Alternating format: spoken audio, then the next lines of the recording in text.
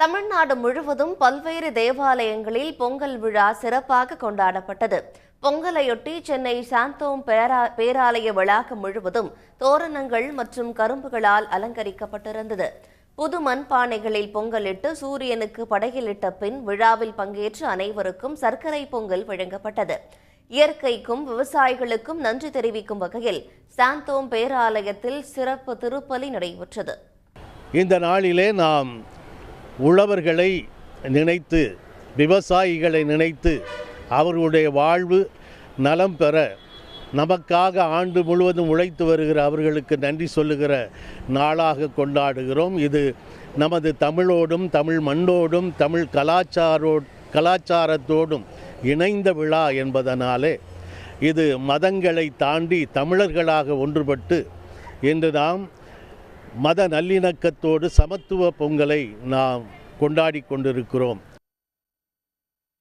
சென்னை கோடம்பாக்கத்தில் உள்ள புனித ஃபாத்திமா அன்னை ஆலயத்தில் பொங்கல் பண்டிகை கோலாகலமாக கொண்டாடப்பட்டது. தேவாலய வளாகத்தில் குடிசை அமைத்து வைக்கோல், பானைகள், கரும்பு, மஞ்சள் குலைகளை வைத்து அலங்கரிக்கப்பட்டிருந்தது.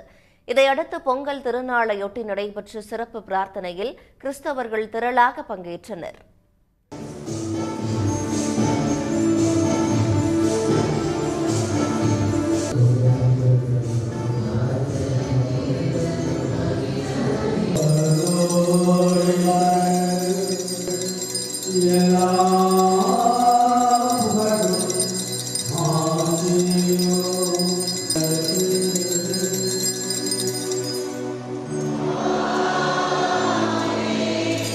பொங்கல் திருவிழா என்பது நேற்றோ 100 ஆண்டுகளுக்கு முன்பாக தோன்றிய திருவிழா அல்ல. மாறாக சங்க இலக்கியத்திலிருந்து மூத்த குடியாம் தமிழ் மக்களுடைய மாபெரும் இரத்தத்தோடு கலந்தது, பண்பாட்டோடு கலந்தது, பாரம்பரியத்தோடு கலந்தது இந்த மண்ணை சார்ந்த மக்களின் விழா, பாரம்பரியத்துள்ள மண்ணின் விழா. ஒரு வில்லேஜில் நடக்கிற மாதிரி, ஒரு கிராமத்தில் எப்படி கொண்டாடுவாங்களோ குதூகூலமாக, அந்த மாதிரி ஒரு 2500 குடும்பங்கள் இணைந்து இந்த பங்குத்தில் நீங்கள் இந்த கொண்டாடிட்டு இருக்கோம் பொங்கல் திருநாளை.